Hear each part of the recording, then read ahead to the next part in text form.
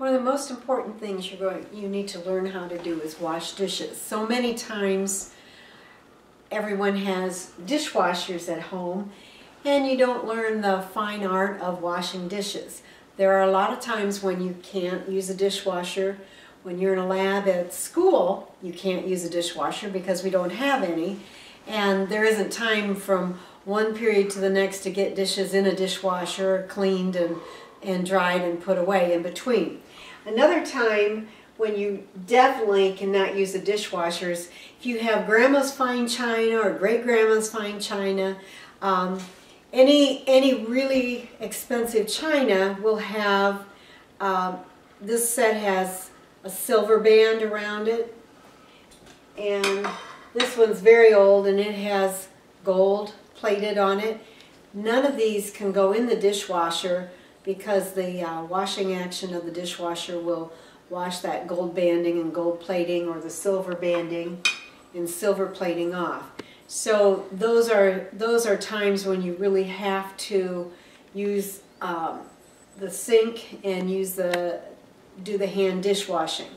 So the first thing I'm going to do, I'm going to set these aside, is I'm going to run the water. And it takes a while for the water to get hot. You can't just start filling your sink with water because it will probably be cold. And depending where the hot water heater is, you may have to run the water for a longer period of time. But you want this water to be as hot as possible. Probably hotter than what you can stand, but you want to really sanitize the dishes, sanitize your countertops, and get all the dirt and the food particles and the germs off of your dishes. So I'm going to let this run just a little bit till the water gets really hot. And the other thing that you need to get is a dishcloth and a dish towel, one to dry with.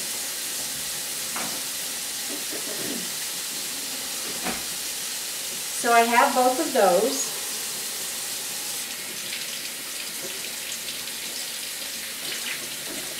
And my water is getting hot now. The next thing you need to do is take your drain stopper, and they come in all different sizes, different shapes, but you need to put it in there so you start holding the water in the sink. You don't want the water to keep draining out of the sink. And I'm going to add dish soap. This is not a time when you're going to pour in half the bottle. I only need a squirt, maybe half a squirt. If you have dish soap that you pour out of a bottle, you don't just keep pouring and pouring and pouring. It's not the suds that do the cleaning, so don't go excess on the dish soap. And I'm going to let this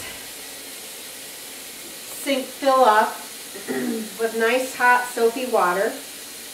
And this is what the dishwasher needs to be doing, is getting the sink ready, because they're going to be doing all the dishes as the utensils are used in class, so that they can get them clean and dried and put away before the end of the period. So it's very important to come in, get this sink filled with hot water. This is really hot.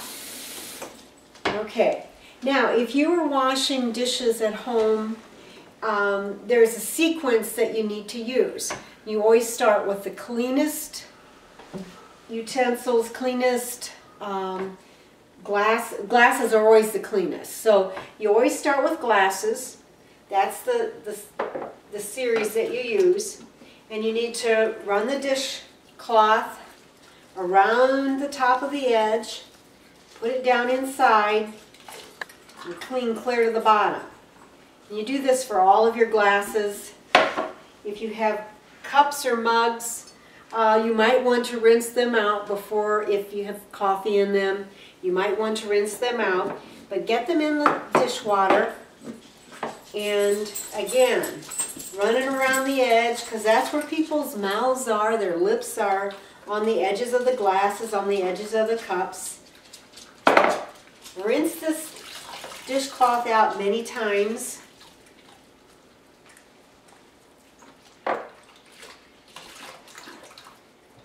And Run it around the bottom. Now some houses, some homes have dish strainers. I don't have one. I don't have you use them in class. So we won't be letting them air dry. We don't have time for that. So that's why I don't have those out. But I rinse with really hot water. You can't clean dishes with cold water.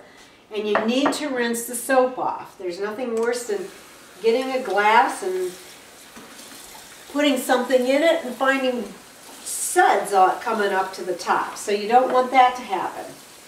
So I'll just rinse them right now.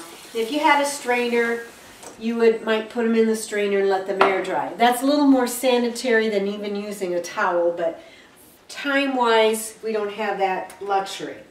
Okay, the next dirtiest, glasses are the cleanest, mugs are the cleanest. The next dirtiest would be your silverware, knives, forks, spoons. So you want to make sure you clean the bowls.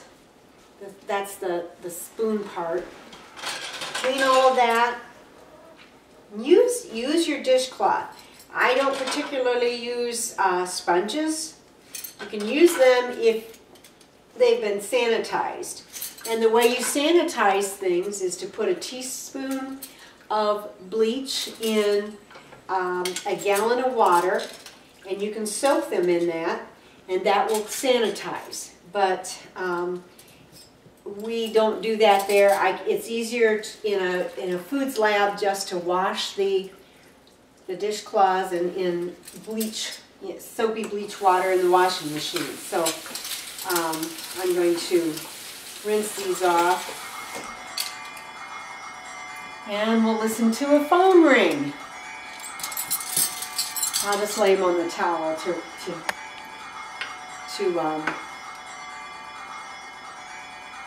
dry off a little bit. Then the next cleanest, after the glasses, then the silverware, would be your cooking utensils. This happens to be a wooden spoon. This is a pancake turner. And I've been cooking, so I have some measuring cups and measuring spoons. So I'm going to put those in the water and clean those. Make sure you wash them, get anything off of them. And if you have been measuring any like Crisco or lard or butter, anything that has peanut butter that has a lot of fat in it, you need to really work and get this cleaned out, because that fat will cling to it and you don't want that left in there. You also need to make sure that you clean out any flour, any sugar, and get those dried off really, really well before the next class comes in. So I'm cleaning all my utensils. Okay. All right, so we've moved from glasses to silverware to cooking utensils. Now we have dishes. And if there's any food particles, you might clean them out in your trash, because you don't want all that going in the sink. Anything on the plates, you want to make sure that the plates have most of the food particles off. Put those in and scrub those really, really well. You don't want any food particles left on any of these plates, bowls, any of those.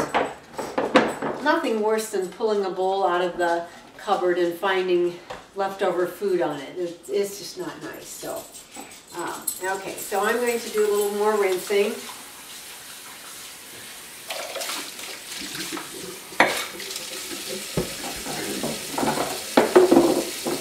And you all get a chance to do the dishwashing. It's not the same person that does dishes every time. This is a different job every time.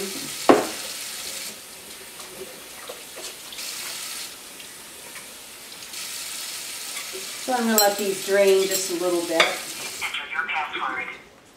And the last things you're going to do, and these usually are the dirtiest, and you want them to be the last because you want your water to be really clean for the plates and those silverware. Now, if your water is too dirty, you need to leave it out, run it again with really hot soapy water, and start over. There's nothing that says you can't do that. So if the water looks pretty grungy, then let it drain out and run it again. And I've done that many times. And I'll rinse this. Make sure you get these clean. Some of the recipes that we're using have lots of sugar. They have a lot of fat in them, and you want to make sure that you get all of that cleaned off. Now, this happens to be a non-stick skillet, so this is one that you do not want to use any metal scrapers on, because that will mess up the finish on this pan, and it will ruin the finish. So if your moms, grandmas have that, you don't want to use that rubber or that metal scraper on that, because their pan won't work anymore. And once you start getting lines and scores in these, they need to be thrown out, because that's a good place for bacteria to build up, and you just can't get them very sanitary anymore. And you don't know what kind of chemicals are coming off of that. So I will rinse this. And whoever is the dryer for the lab, they need to be taking these and drying them now. And you can get a couple of towels. You don't have to use just one towel. The last thing you need to do then is take this dishcloth, wring it out really well, and don't keep it balled up in a ball like that. You cannot clean a counter this way. And this is not sanitizing your counter. This is just cleaning the counter off, getting all the food particles on it. But open it up. Hi, Bella. I have a guest here today. This is Bella. She came to visit she's from Minnesota. I guess she wants to be in the movie too. Anyway, she just wanted to say hi to you all. So anyway, open this up with your hand and use the whole surface. If you do it like this, you can't clean the whole surface. And the other thing is, if you have crumbs or particles, you wipe them into your hand, and then you can throw them away in the trash. So, you know, it's not throw it on the floor. If you did that at home, I know your mother would be very upset with you, or grandma, or whomever you live with. So you want to make sure that any crumbs go in your hand, and then you throw them away. So go clean all the countertops off. Like I said, this is not sanitizing. Sanitizing, you need bleach and water, or you can buy special sprays to sanitize, and that's what we do when we you know, bake cookies or whatever and put them on the table. So that's what you need to do. The last part of doing the dishes, when you let the water out, don't pull the stopper completely out. Just set it so that the water drains in. It's letting the water out, but what you're doing is catching any food particles that are in the sink, because you don't want those going down the drains. Depends on your plumbing, but you don't want to clog up your drains at school or at home. Now I have a sprayer built right into my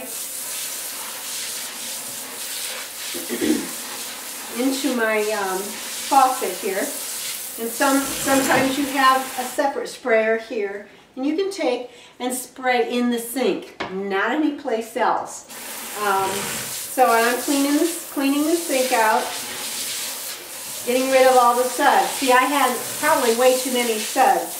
And that's what I find with a lot of my students, is they use far too much dish soap and they have many suds. So any food particles, you're going to catch them in this drainer, this drain basket. You're going to take it to the trash can. You're going to dump it out, get everything out, clean it out. It's It's not going to hurt your hands to get it in there. Clean it out really good. Then you're going to come back to the sink, rinse this out. You've rinsed the sink out. You've dried all your dishes. Now I haven't dried these dishes yet, but you've dried all your dishes. And then you're going to take another towel, another dish towel, and you are going to dry out the sink. And that's one of the things I always check. It's my litmus test to see. I will go like this. Oh, sink's still wet. You didn't dry it. So and that way I know that you've got the sinks clean.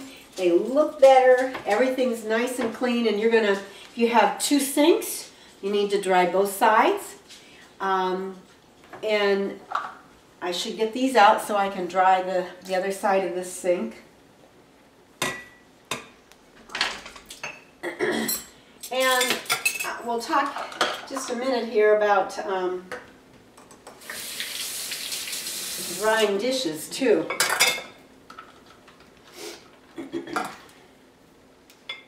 So you're going to dry this side out. You're going to shine it all up. If you do this at home, your mother's just going to be so happy with you. And sometimes you want to do that for your mom. Then you're done with these. You're going to take these to the washing machine. This is not a place to play basketball. You're going to take them to the washing machine and you're going to put them in the washing machine. I do not want to see any towels flying across the room or anywhere. You'll put them in the washing machine. I do the laundry, and then you'll be done. And this is when you ask, okay, Mrs. Kusmal, we're ready to be graded. And that's when I'll come and I'll check your sinks and make sure that everything is dried and put away. Okay, when you dry things, you need to have pretty dry towels. You need to get into the ends, all the way into the glasses. So the longer they air dry, the easier it is. So you want to make sure that they're all the way inside, no water any place, dry inside and out. And then I'll just put these away while I'm standing here because it's close. Dry your pans. And when you dry these, you can always check to make sure that you've got them clean. Now, my pans I never put in the dishwasher. It doesn't matter how much room I have in my dishwasher, never put them in the dishwasher. I think it's not quite as hard on them, and they will last a little bit longer if you hand dry them. So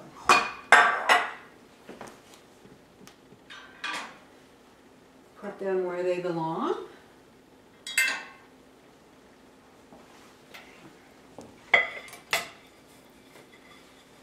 And these are pretty well dried.